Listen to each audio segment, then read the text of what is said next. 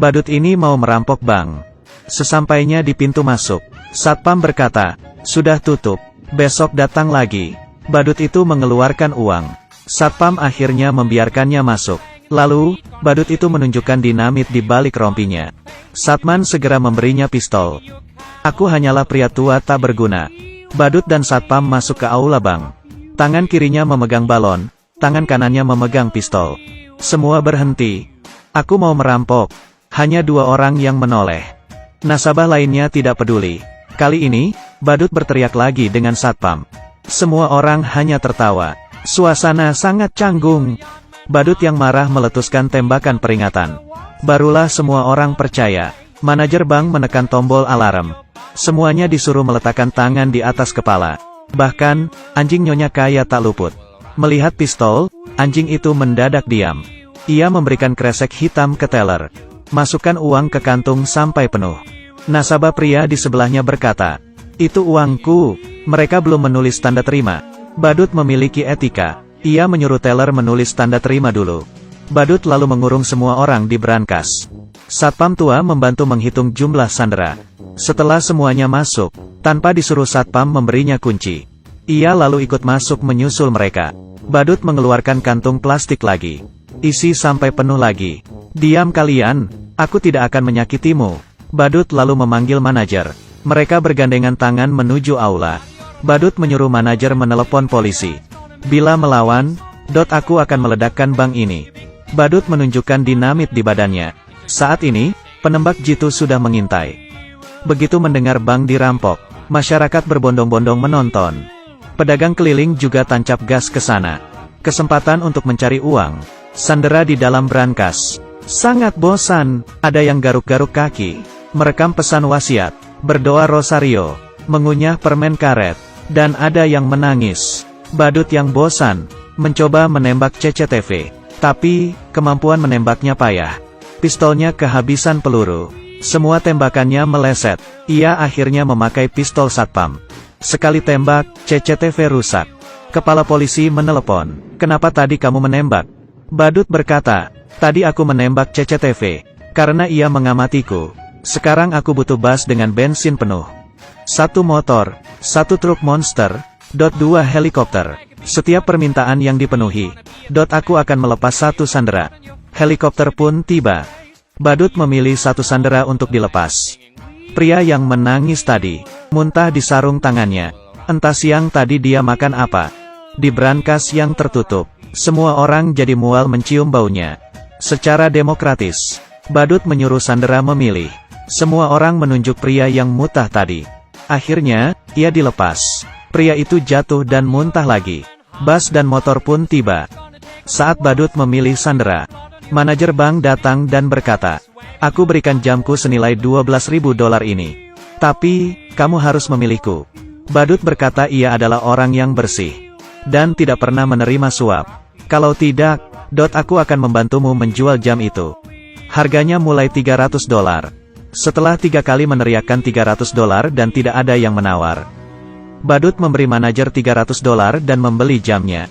Dengan sopan, ia mencopot jamnya senilai $2 dan memberikannya ke manajer. Badut melanjutkan pemilihan. Si pirang memarahi badut.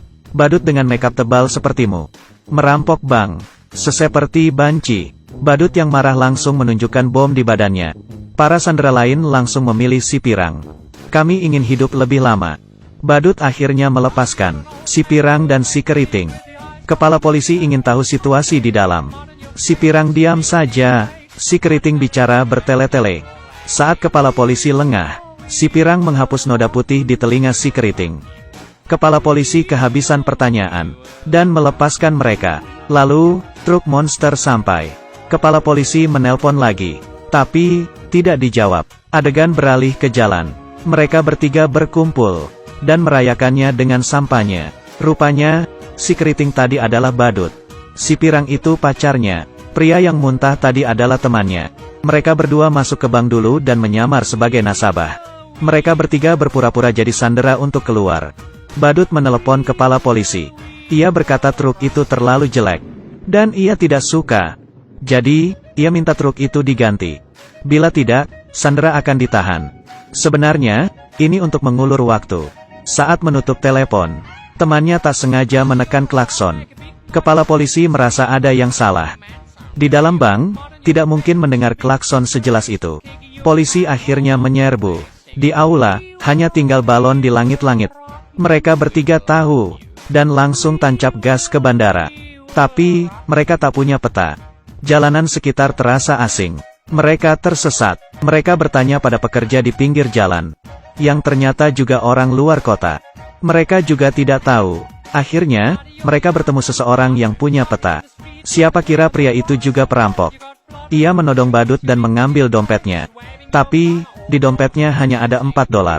Badut bilang, jamku ini harganya 12.000. Lepaskan kami, dan ini milikmu. Pria itu bilang, pria miskin sepertimu, tapi punya jam seharga 12.000. Kamu kira aku bodoh? Lalu ia mengambil koper mereka dan pergi. Koper-koper itu cuma berisi baju mereka. Mereka memutuskan kembali ke rumah si Pirang. Tempat parkir penuh. Jadi, mereka parkir di pinggir hidran. Si Pirang berkata, dendanya aku yang bayar. Dengan gembira ia memamerkan uang di balik bajunya. Rupanya, mereka menyembunyikan uangnya di baju. Saat mau pergi, penyewa baru datang. Ia mengira mereka pencuri, lalu menodong mereka. Ia mau lapor polisi. Badut berkata, berapa uang sewamu sebulan? Aku dulu $1.200.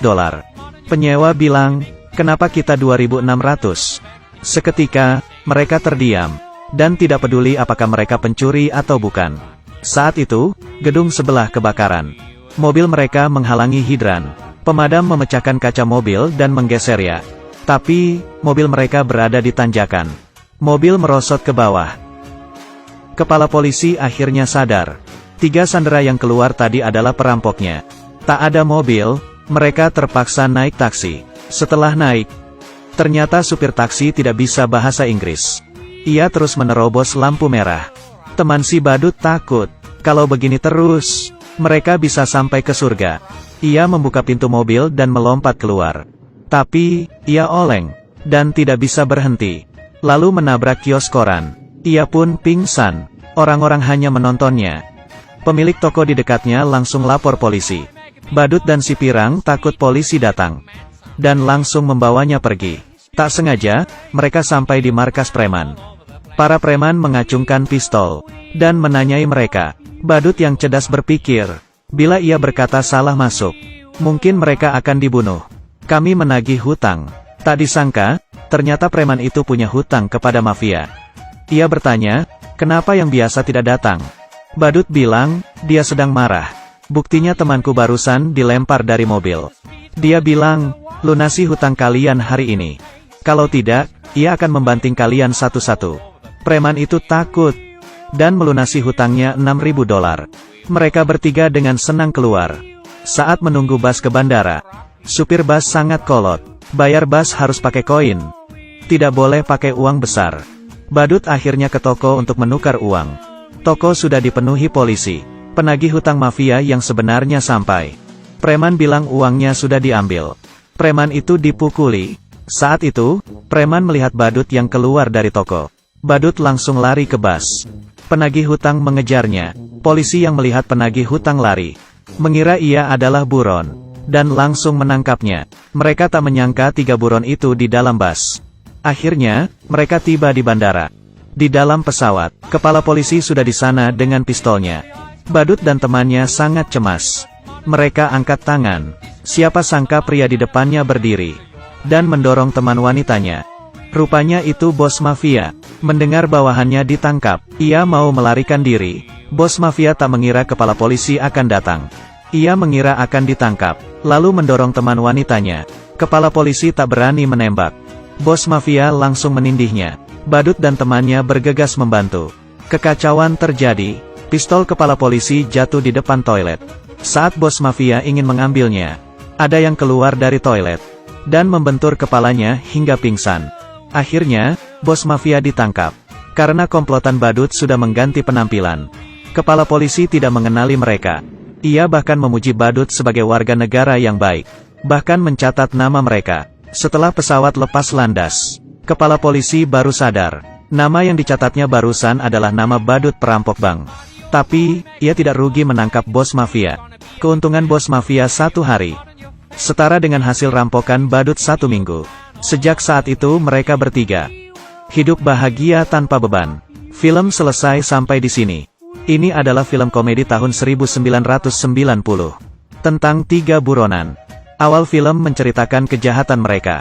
Akhirnya film malah menceritakan kisah kepahlawanan mereka. Film ini sangat lucu. Oke, aku Kaki Minyak. Like dan subscribe, ya. Bye.